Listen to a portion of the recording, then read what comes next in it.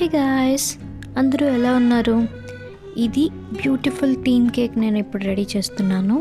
ఇది normal cake, butter cream cake అంటాం కదండి, అలాంటి నార్మల్ కేక్ అనమాట. నేను జస్ట్ బార్డర్స్ అయితే కొంచెం పీచ్ టు ఆరెంజ్ షేడ్లో ఉండే కలర్ అయితే యూస్ చేస్తున్నాను.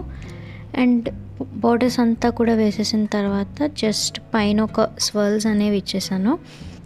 అలా ఇవ్వడం వల్ల ఏంటంటే కేక్ లుక్ అనేది చాలా క్లాసీ అండ్ ఎలిగెంట్గా అయితే ఉంటుంది.